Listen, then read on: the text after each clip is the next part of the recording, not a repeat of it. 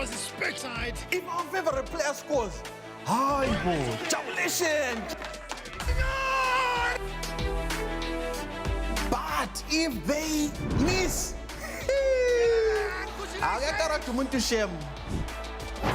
if the referee makes a very bad decision, we are so disheartened. If our team loses, I could go on and on and on and on. But simply put, football is 90 minutes of pure emotion. Let your emotions run wild with the Castle of the Premier Soccer League. Bora Redu, live on ZTN Prime.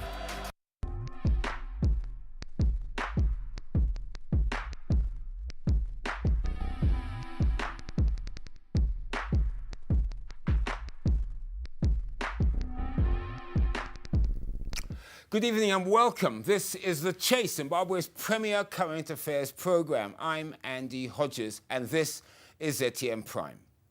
Prices of basic commodities rising, some contend uncontrollably and out of the reach of citizens. A parallel market rate that seems to be driving the prices of goods and services ever higher. The Zimbabwean government accusing some players in the economy of sabotage, withholding goods and creating artificial shortages.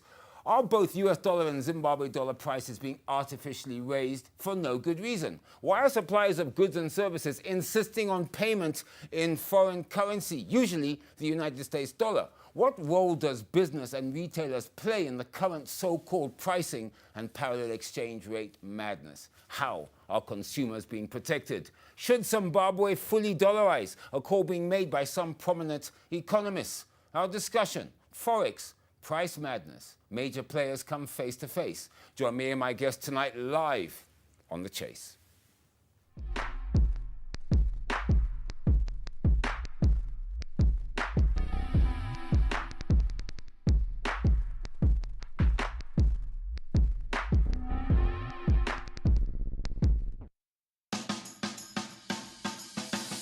Welcome to Chew On, the show that links people, food and culture whilst giving you a diverse culinary experience. Pure ingredients, wholesome, vibrant and earthy dishes.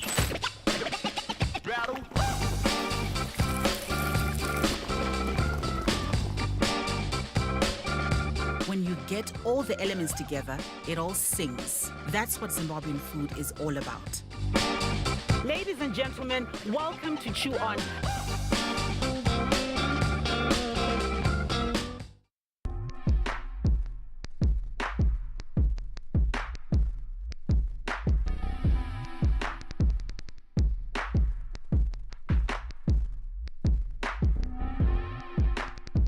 Welcome back to The Chase, Zimbabwe's premier current affairs program. This is ZTN Prime, broadcasting to you from Harare, Zimbabwe. Now, to discuss Forex price madness, major players come face to face. I'm joined by Rosemary Mpofu, Consumer Council of Zimbabwe Chief Executive Officer, Denford Mutashu, Confederation of Zimbabwe Retailers President, and if you'll notice on my left, I do have an empty chair. We had invited Chris Mugaga, the Zimbabwe National Chamber of Commerce Chief Executive Officer. I did actually speak to him myself personally this morning. He assured me he'd be coming, but as you can see, no one is here at the moment. We hope that he may come in, but we'll keep you informed on that during the course of the show.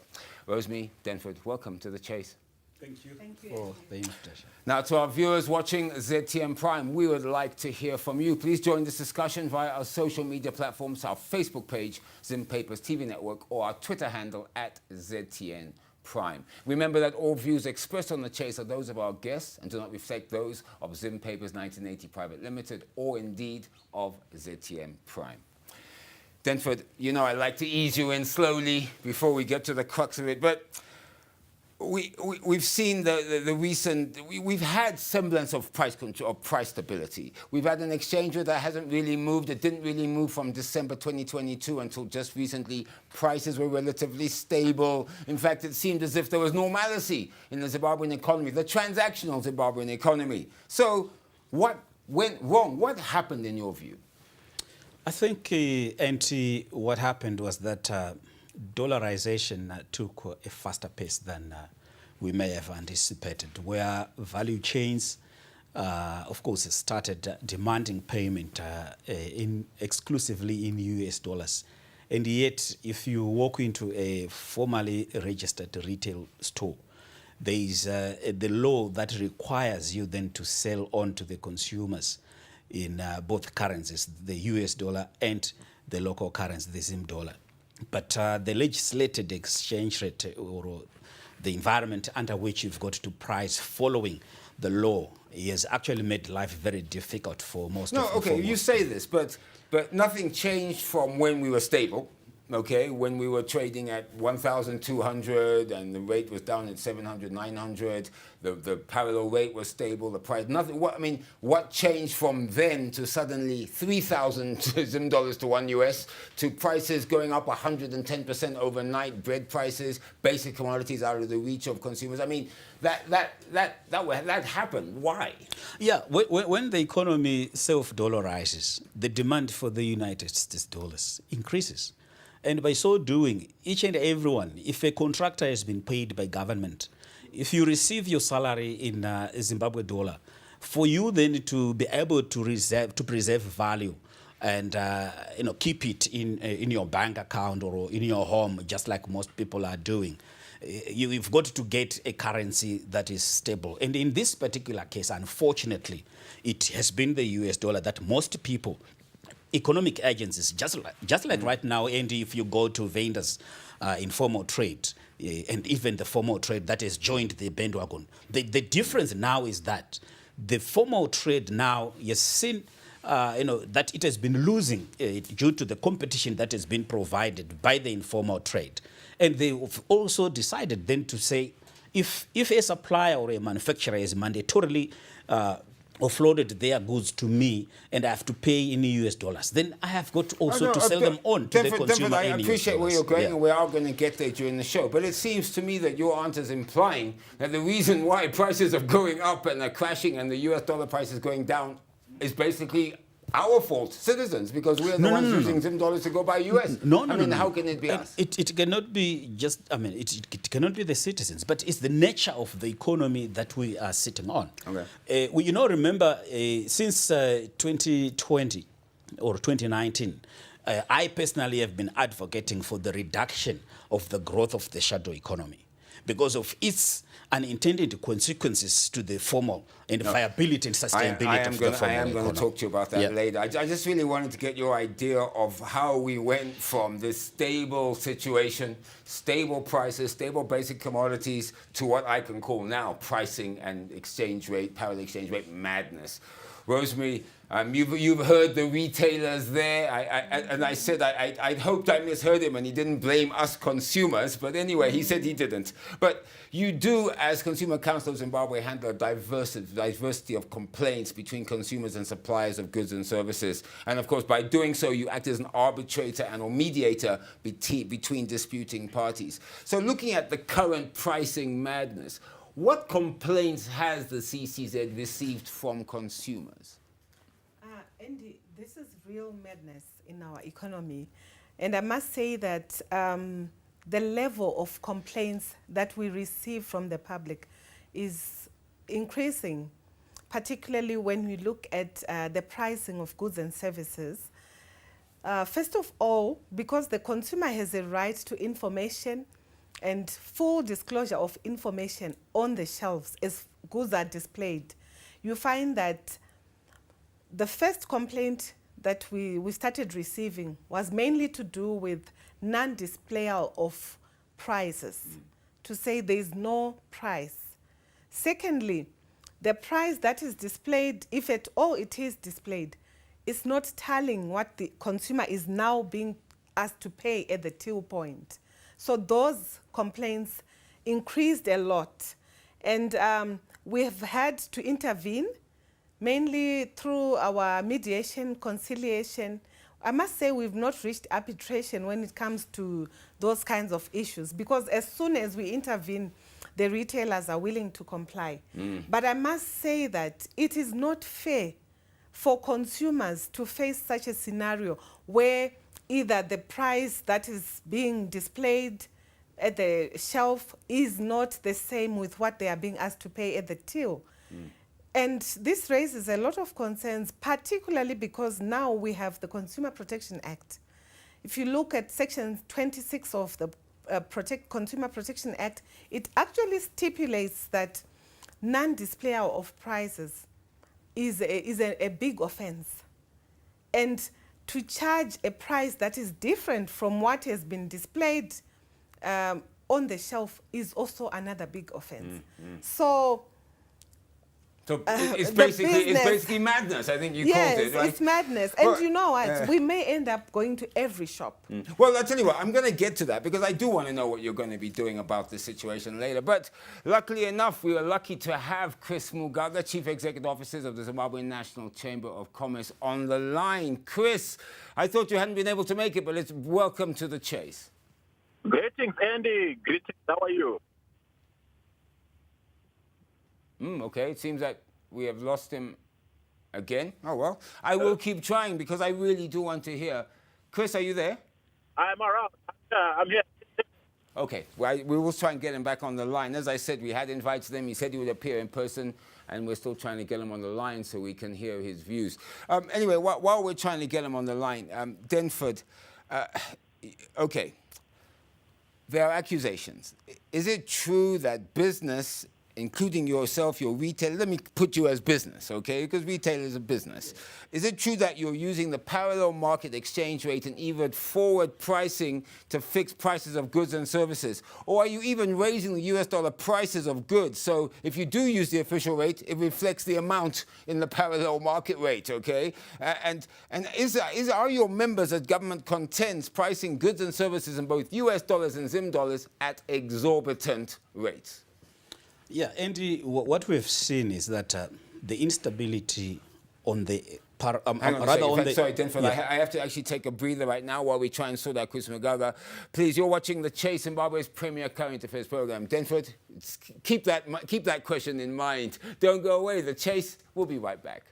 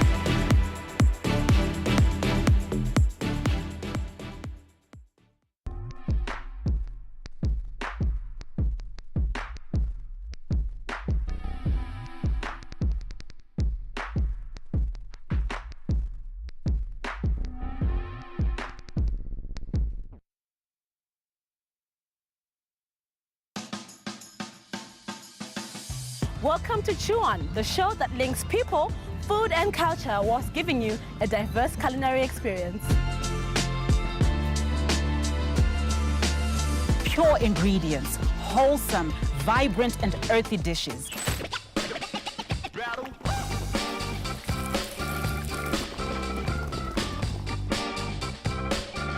When you get all the elements together, it all sings. That's what Zimbabwean food is all about. Ladies and gentlemen, welcome to Chew On.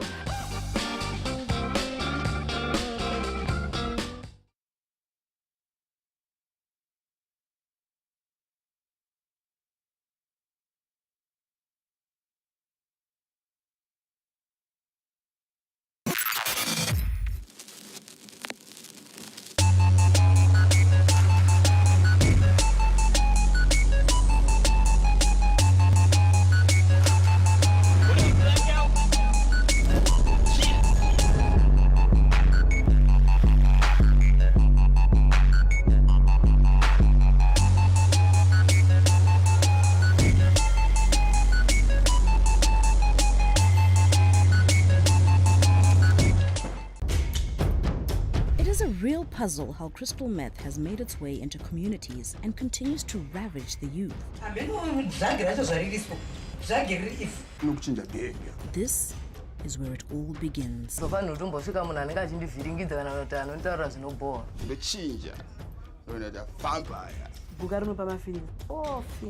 Is enough focus being put on mental health?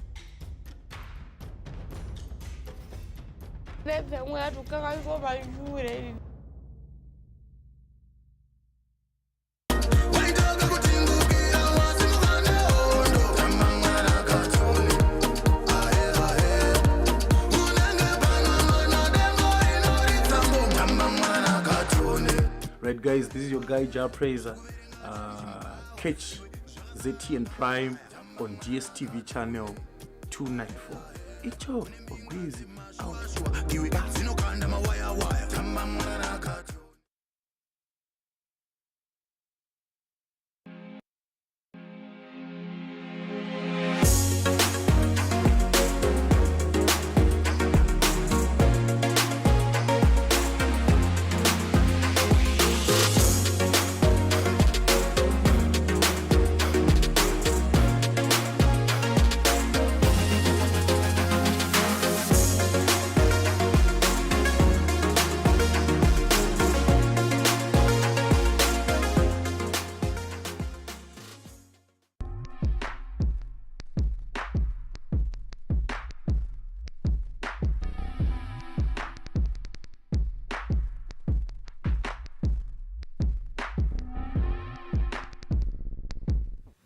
Welcome back. You're watching The Chase, Zimbabwe's premier current affairs program. Our discussion, Forex price madness.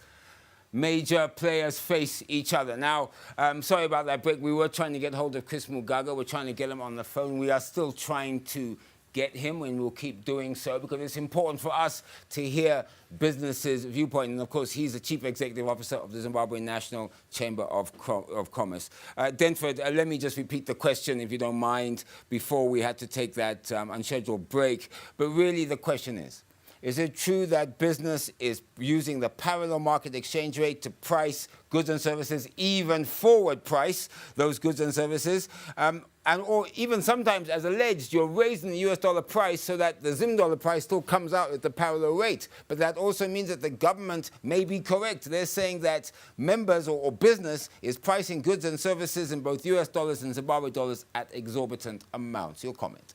Yeah, I think we have seen in our surveys that some players on the market are actually forward pricing, and some are applying the parallel market exchange rate. And for them to comply with the official exchange rate, we have seen that prices in the local currency are sometimes raised. So when you convert into US dollars, you will see that it's a pain to the consumer. That is unacceptable, but it is a behavior that is emanated from the current market failure that we can all observe, which has actually hit the market. It has actually been necessitated or accelerated by the exchange rate issues, the inflationary pressures, especially where you have seen that there has been continuous reduction for the preference or towards our local currency, which both government and business should have collectively worked on to ensure that its space is not squeezed out by the United States dollars. Okay, so do you agree then that most businesses, most prices of goods and services in this country are being priced at the parallel market exchange rate? And the official exchange rate just doesn't matter anymore? I think, NT, there's serious survival mode, even in pricing and even in structures of most businesses. And the pricing in Zimbabwe, Andy, if I look at across all the sectors, be it in the pharmacies, be it in the shops, be it in the clothing apparels, the pricing, Andy, if I compare just like we've been doing with the region, I think some of the prices are not realistic, and something has got to be done. And in trying to save the consumer as an association, we have been engaging with government, and we actually had serious meetings for the past 2 weeks beginning with our line ministry. I want to ask you about that. Before I do, though, I'd like to bring Rosemary in about this issue of, and she did mention this, Rosemary, you mentioned it a bit earlier. As you said, the Consumer Protection Act states that prices should be displayed in shops. It appears that this, of course, as you said yourself, is just not being adhered to. In fact, I think most shops just don't do it anymore. I'm just talking formal shops. Informal, of course, even worse. And they say that the reason why they aren't doing it is because prices are changing constantly, that if they have to do it, they may have to change once, twice a day. I'm not sure that's an argument, but what are your comments? You know what? If that's what it means, then they should close shop. Okay. Yeah, because the law says they must display the prices. It's not fair. First of all, they are forward pricing because they are looking to say, what will the rate be tomorrow? So sometimes it's not even where they have been thinking. And it is very unfair. It's gross unfairness to the consumer. And the consumer has been protected by the Act. And we are saying this cannot just go, it cannot go just like that. It's no longer business as usual. I think this price madness is unbearable. It is making families suffer.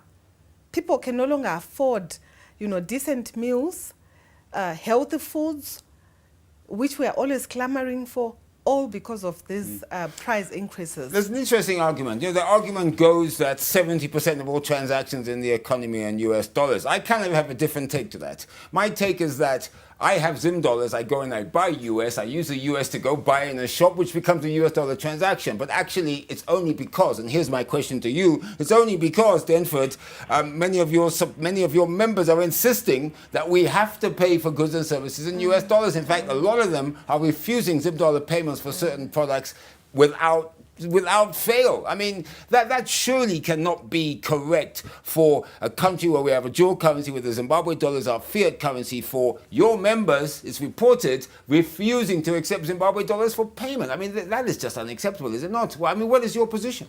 Yeah, when the exchange rate is stable, surely you will see consumers walking into stores buying in US dollars. And yes, the 70% is something that we're beginning to realize. But it has just come down to about 25 to 30%. Okay, Chris Mugaga. We're now joined by Chris Mugaga, CEO of Zimbabwe National Chamber of Commerce. Chris, welcome to The Chase. I'm glad you were able to make it, sir. Thank you, Andy. Thank you, team in the studio. Hope to find you well. Yes, thanks so much. Thanks so much. And thank you for joining us again. Chris, let me just quickly catch you up on some of the questions I asked. I mean, the first question, of course, was we did have a stable situation, a stable exchange rate, stable pricing. So I suppose my first question is how did we get to a position like we are today where people can call it pricing and exchange rate madness? And also, Chris, I wanted to know about business. If business is forward pricing or using the parallel market now as the base rate for pricing goods and services and doing what the government accuses you of raising prices in US dollars and Zim dollars to exorbitant levels. Thank you, Andy. I think I'm happy that we continue. If this was the first time we're going to deliberate on the summit, you are raising, Andy, maybe the image and the position is very clear, or would maybe blame confusion to say we are in where we are because of a reason. But the biggest challenge we are having at this juncture is even asking each other on how do we deal with symptoms. Because before we even worry about the prices and what is happening with stocks, is what is driving those prices, which is obviously the exchange rate depreciation. And what is driving the exchange rate depreciation? Firstly, it's very significant. Never, ever to blame a man walking on this to say they are the reason why the exchange rate is running away. Secondly, to even the business to say, why are you changing the prices? Every business person has a rational mindset to protect the balance sheet. After 2008, there is no business which will sleep on the job and just watch and say price increase. I'll keep my prices back. But this is not justify the price increase. But our engagement with central banks has proven to coincide that one of the major challenges we are having, obviously, which is becoming a tired topic, is the liquidity side of the economy or the money supply. Just in February alone, if you look at reserve money figure, we are having a 68% growth in reserve money. And that should tell you that, obviously, the cap of money supply in the economy are still on.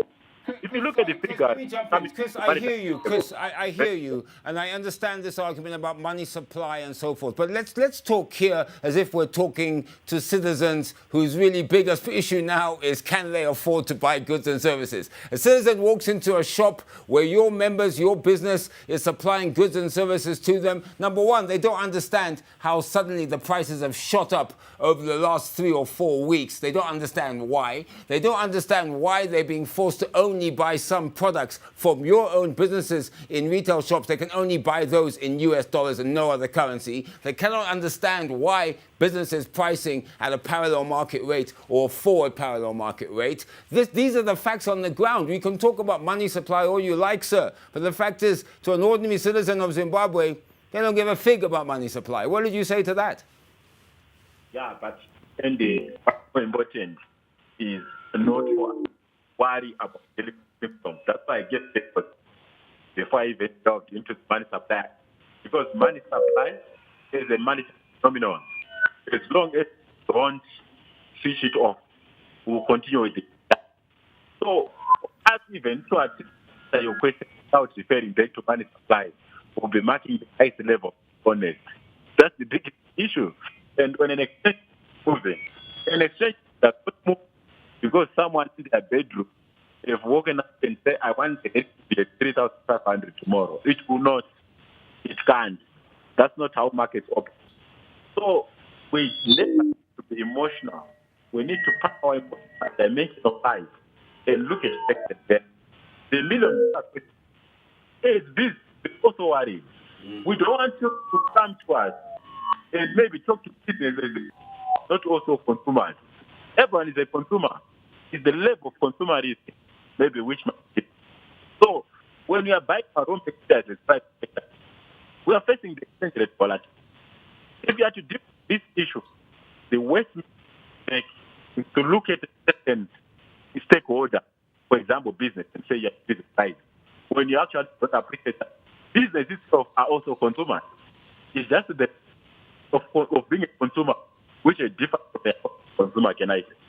So our biggest issue when our government through the central administration is how do we run with inflation, run our exchange rate. And let me continue emphasize, we will not tire turning to it that money supply remains the you can't if attempts to blame what we call profiteer for one reason. Businesses are taking their mindset. When you see inflation taking in their business, it's natural you will take it for this. It's the same in 2011, which experienced deflation when we experience price going down. So the fundamentals are pointing to what we are. Okay, Chris, I want to jump in there. I want to jump in there and ask you a direct question. The government has clearly stated that as far as they're concerned, there are some elements in the economy that are sabotaging it, saboteurs. Do you see yourself and the organization, some of your members as saboteurs due to what some of the practices that you're carrying out now or not? Yeah, obviously. I wouldn't want spokesperson of paper in case there is a saboteur. But the general position is very clear. I want to say the big, especially those we work with. These are professionals who are ethical, who are very protective, who are that way of building this together. So any aspect that is sabotaging, not even raised when we engage with the same government we are talking about. So I wouldn't say sabotage any races or any dimension to look at the business and government. Only last month, we had in government through the Vice Honorable Chiwenga, where he promised the private sector that they will continue supporting a proper business environment. But if you look at what major solutions which came out of the business engagement Zimbabwe National Trade Fair was the clamor for an exchange rate stability. And exchange stability is the portion of government through private sector. So private sector is also victim of a volatile, friendly stability. So anything that's about sabotage, about profiteering, people who are missing the point, because those are all. All right, Chris, I have to come back to the studio. Thank you for those comments. I will please stay on the line. I do have some very important questions for you. Rosemary, you heard me there, this forward pricing, this parallel market rate pricing. I mean, again, the law is use the official rate. And again, let's define this into formal and informal economies. The formal economy just around the corner here in the CBD, I don't have a problem with that. Then you suddenly cross across downtown where everything is in US dollars, everything is priced at parallel market rates, no Zim dollars are accepted. I mean, talk to me about the Consumer Council of Zimbabwe's position on this parallel rate, because it's very hard to police, isn't it? It is very hard to police the parallel market rate.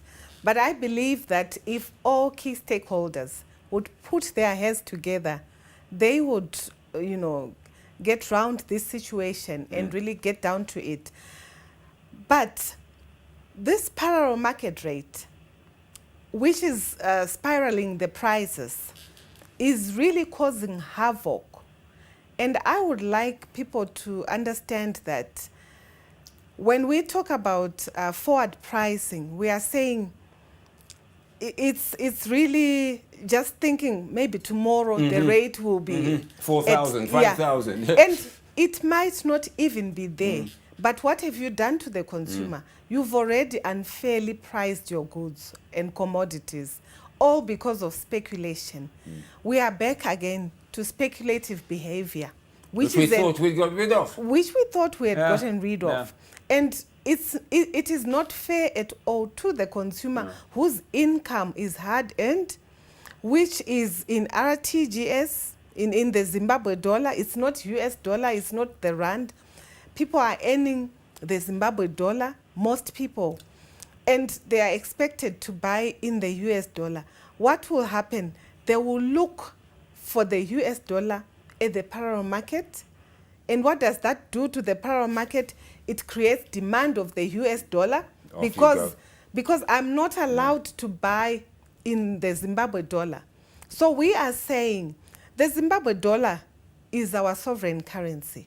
We can never run away from it. There should never be a goods and services in which we should not be able to pay in Zimbabwe dollars. When we are in Zimbabwe, honestly, where on earth do you use other people's currencies?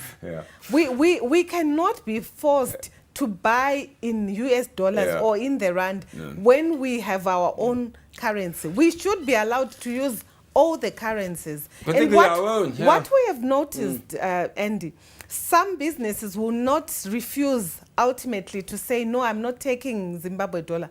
They'll just say to you, our system is down. Yes, we've had major reports of that where people are saying the swipe is down. The swipe is down. The mobile money doesn't work, so you have to pay in cash. That's what a lot of businesses are doing. We've stopped believing that because we've noticed that there are people who pretend that their systems are down when in fact they are not. They're just trying to force people to buy. Well, I'll tell you a funny story that actually happened to me. One shop, the system was down. I went next door, the system worked. So I knew immediately that it was not true. Rose, I need to come to you. Denford, look, this is very important. A couple of weeks ago, government called in retailers, called in business and sat down. And from my reports and from my sources, it was supposed to be a discussion in which the agreement was, what do we do to stabilize the basic commodities? What can we do right now to stabilize the basic economy, the commodities? But my resources also said that this meeting became quite contentious. Can you explain exactly what happened? Because maybe you were there. Can you tell us exactly what the meeting was about and what happened?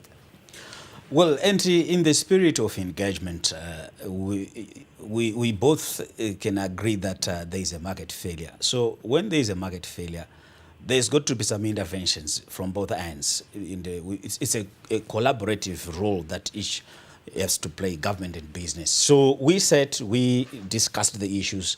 Manufacturers highlighted the issues that they are facing from their value chain. that most of the suppliers into the manufacturing sector are no longer accepting payments in the local currency. So it is the reason why they then, in order for them to source more foreign currency to pay their own suppliers, they come to the retail, formal retail, and demand exclusively in US dollars.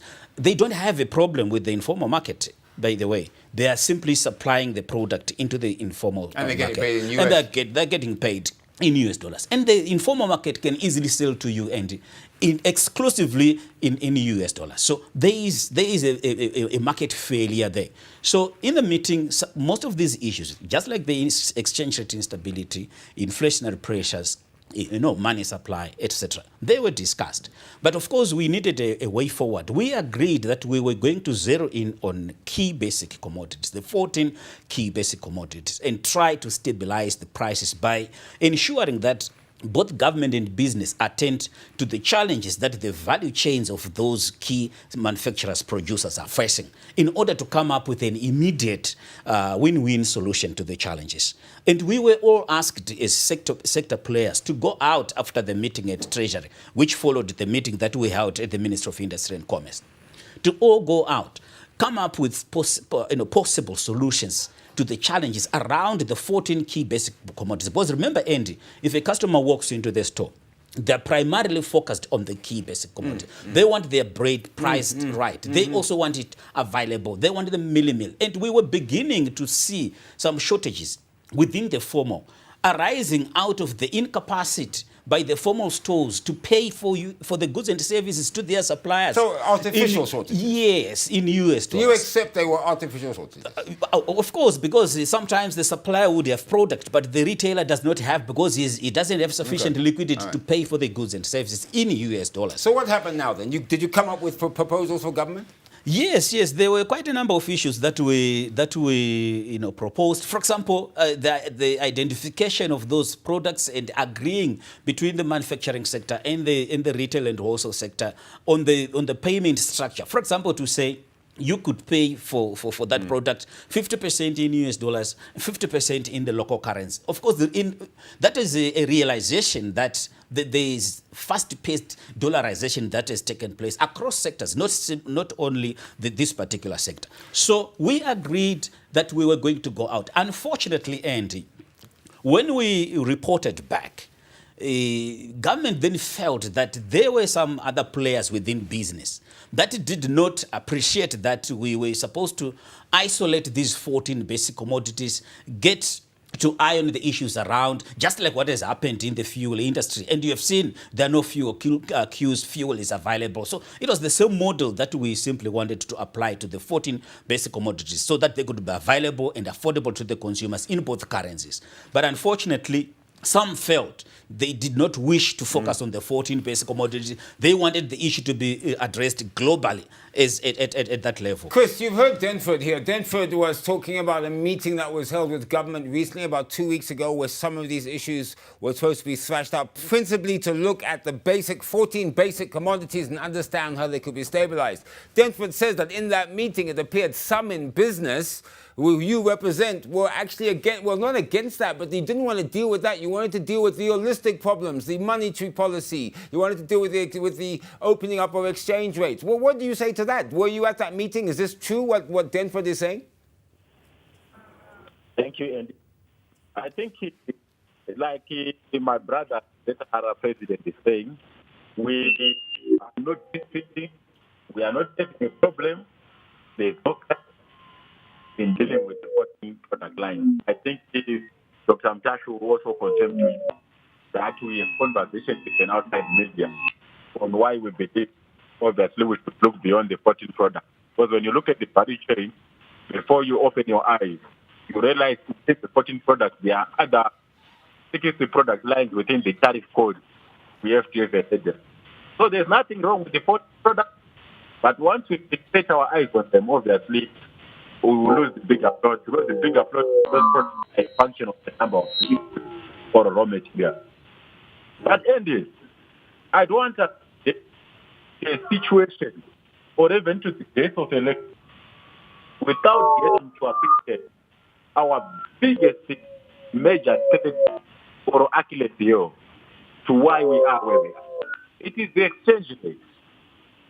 Either you look at the product line, either you look at the products on the shelf, it's very significant for you to have that for every 5 businesses in this country, 4 to 4.5 of them are relying on the black market for forex.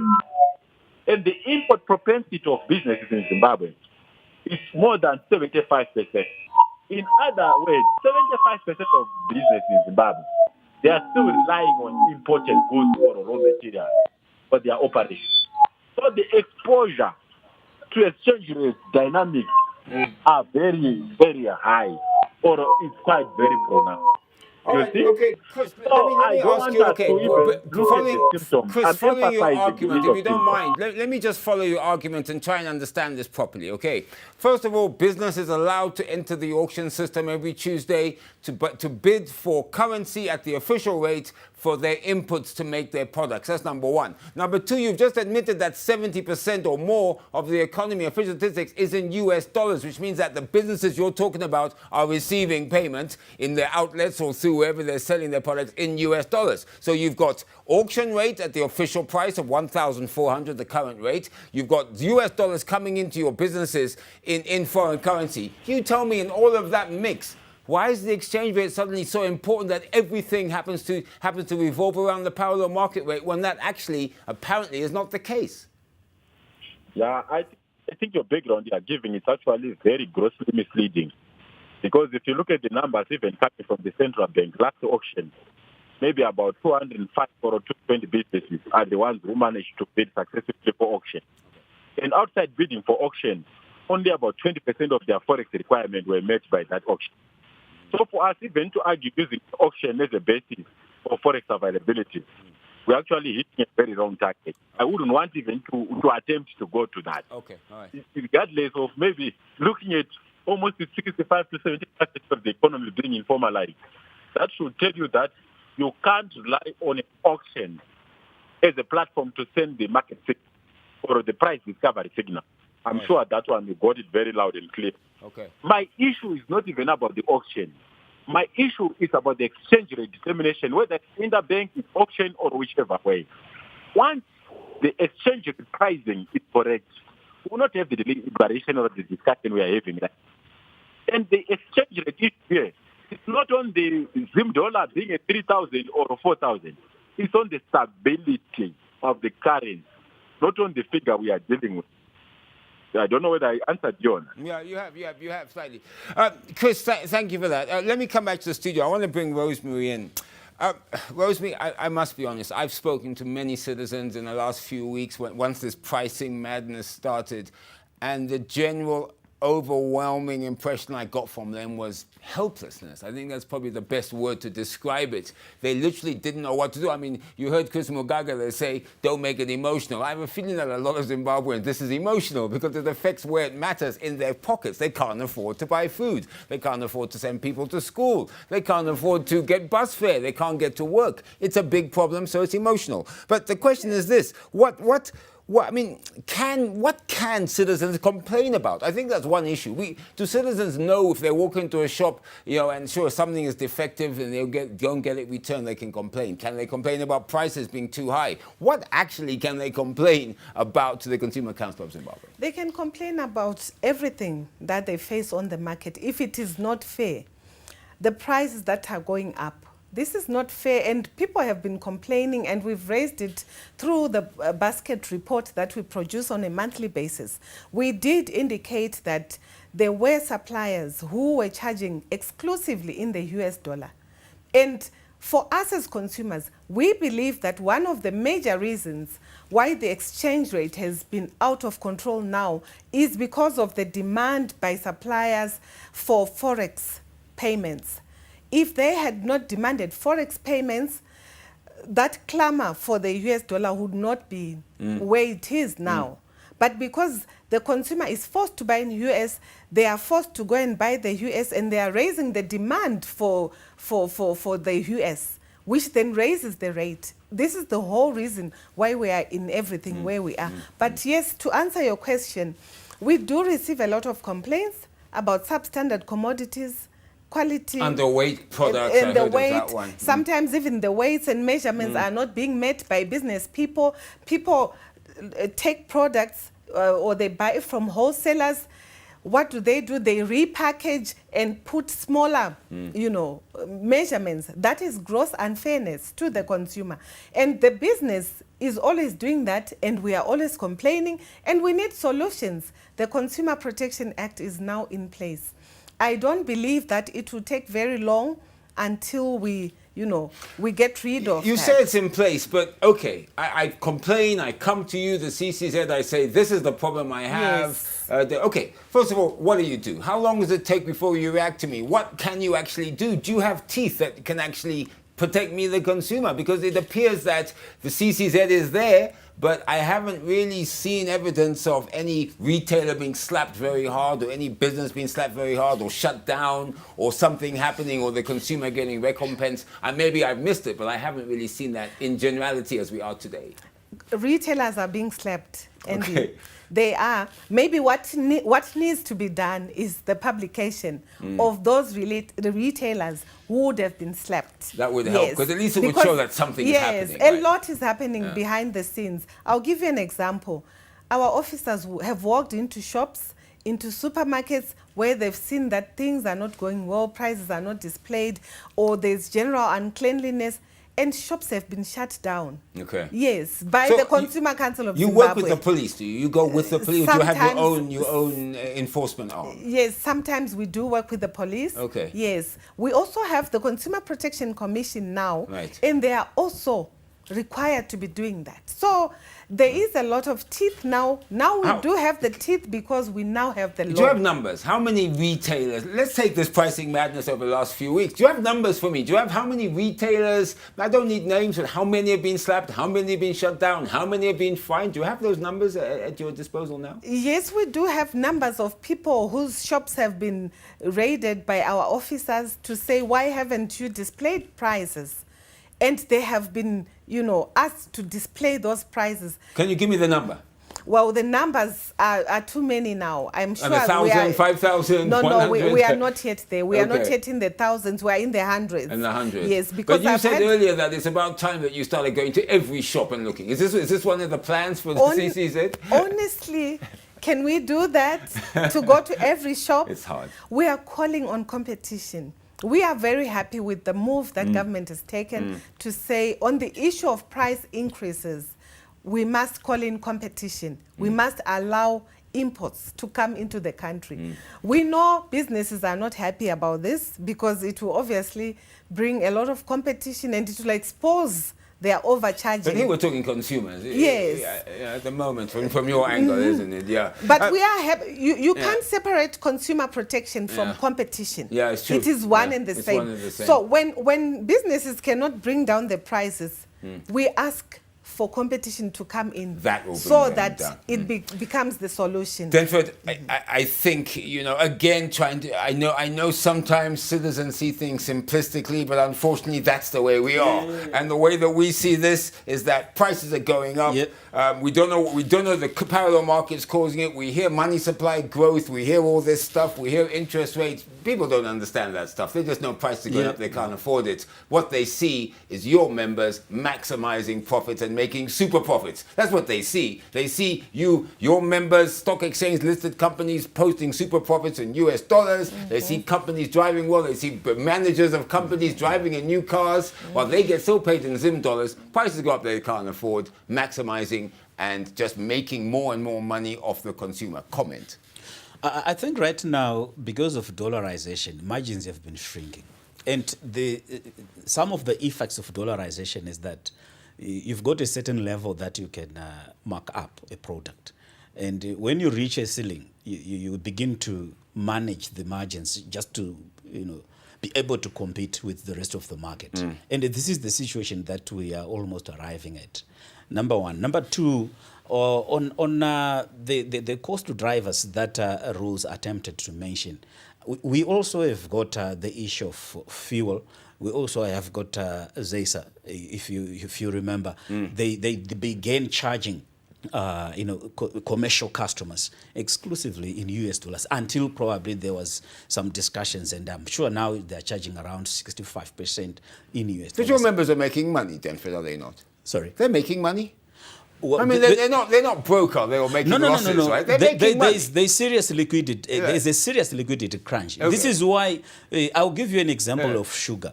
Sometimes, the sugar suppliers got product, but the former wholesaler or retailer does not have stock. Not because sugar is not there, but actually they don't have sufficient liquidity for them to pay for the product. In US dollars? In any currency? In any currency. Okay. So that is a glitch, and as I indicated, it's a market failure. But we also need to continue to look at these problems and exercise restraint. And remain I must say, we're all consumers. We all buy from your shops. We buy from Chris's business shops. And I must say that, sitting here as a consumer, I'm thinking, you know what? I still don't really get it, why prices have gone crazy. I mean, I get it as an economist because that's what I do for a living. I understand money supply, Chris talks about. Yeah, I wanted to explain bread, for example. Yeah, bread. Let's take bread. Yeah, 109% up. Yes. So if you look at bread, most of the bread suppliers are delivering at $1, for example, or between 90 cents and $1. But when you've got to pay that bread, they are demanding payment in US dollars. But you're charging $1.50. Sometimes you've got to do so because, you see, Andy, you've got to pay the supplier for the delivery, or you've got also to sell the bread in the local currency. It is why you saw a lot of screaming that happened. So we're back to increasing the US dollar price so that we match your parallel rate on the other side. It's the cost of replacement, because when you order a truck of bread, you also need to pay for it, and tomorrow we need another seems truck. Like a measure. So, Chris, I hope you're still with us. Chris, one measure the government announced, of course, was the lifting of import duty on basic commodities. Now, of course, on the one side, business cried foul. You said that was obviously competition to local manufacturers. It would actually stifle manufacturing in the local sector. But on the other side, of course, prices of goods and services are going up. It's almost like your cake and eat it. So what is your view about this lifting of import duties on the basic commodities to stabilize prices that the government implemented recently? Thank you. And I'm quite very elated that my colleague, especially commissioner coming from the consumer side, is certainly looking at it from that side. But look, it's different parties have different. That's what keeps a nation going. That's what keeps when it's in different parties with different. But if you may, even where we start from historically in terms of our policy block, firstly, I that these statements will not last 4 months. This is from history. Just looking at trends, how we've been flip-flopping this policy. Zimbabwe government is not sure betting product. So for you to say the bet, I'm throwing the back, the whole water, and you will not solve the issue. Our biggest problem will not be solved by open policy. Once you remove the import license, you are simply exporting bulbs. What you are doing, you are actually expediting the $3 economy. Because whoever has got access to import without import license, or if the demand to import or the propensity to import to high, and in the demand for US dollar will increase. And those who have imported the product will not accept narrative for the product imported. So what the minister simply did was to confirm that the interest in dollar is no longer up there. So I think it was just an ingredient for just expediting an economy in dollar. That's what we call the We've only got 4 minutes left. Chris, apologies for jumping in. As you know, we could talk about this all night. We've only got 4 minutes left. I just wanted to give you 1 minute just for your opinion, because we've talked about why. We've talked about what's happening. We've talked about all the issues. We know the prices are galloping. I want to know from ZNCC, from you, the CEO, what would you recommend? Very briefly, you have 1 minute. What would you recommend to get Zimbabwe back to stability, stable prices, stable currency, stable Zimbabwe's been able to afford to live and buy products? What would be your advice to government? What would you say to government? Yeah, but the best advice is to accept that stability and where we are at a short-term measure. The moment you take a short-term measure to deal with this, you can only wait the situation. Right. In 2018 and the monetary policy, September 2018, the central bank was clear to come up with a number of, can I say, benchmarks, which are needed for the introduction of the Zimbabwe dollar. And the fact that we failed to meet them doesn't need a profit for us to know why we are where we are. So the problem of amnesia or a selective amnesia where people forget what is needed to have a stable currency is the problem we are. So for Would you support what some economists are calling for, dollarization, full dollarization? Is that something that business would want to look at?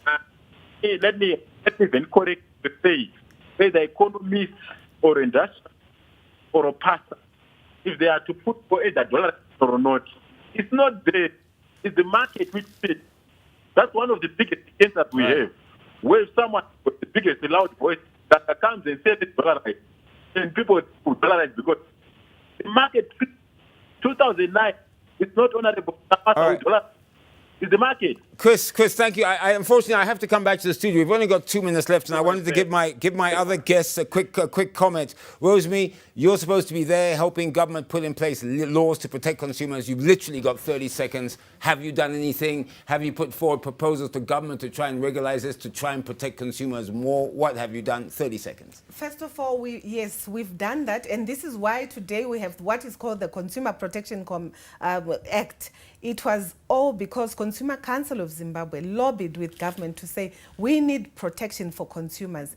Even in all this price madness, in all the madness about substandard commodities in our country, we've said a lot, and consumers continue to be protected. They must continue to be protected. And if a consumer feels hard done by, they must immediately come to CCZ or to the Consumer Protection Commission and report. And then you guarantee that you'll get back to them in good time with a full argument. Even if it's you're wrong, you'll get back to them or you're right. Because sometimes people are wrong, aren't they? When people are wrong, we do tell them that they don't have a case. All right. So consumers continue to have the right to information, the right to choose, the right to safety, and they have a right to representation and they should come to you. Sorry, I'm sorry I have to jump in because we did. Therefore, you literally have just a few seconds. What would you say? We welcome the measures that were put by government, and we also encourage government to continue engage with the private sector, and the private sector and business to engage with government. And also probably we could look at maybe halving the payments to the government contractors. Probably we pay 50% US dollars.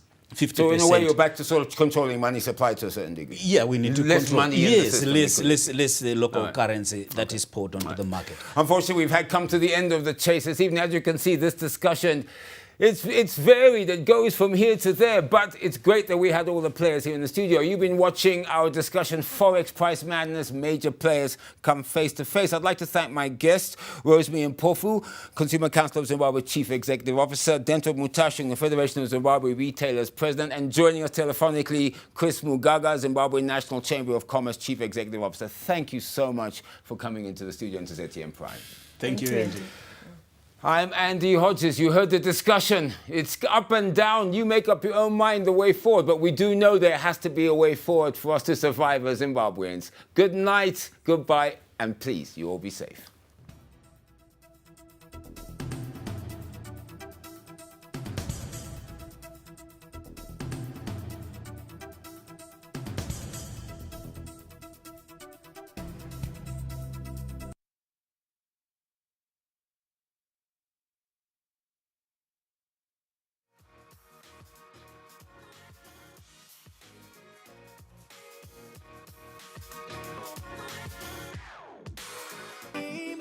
Wish I didn't wake up, cause now I gotta find her in reality, yeah.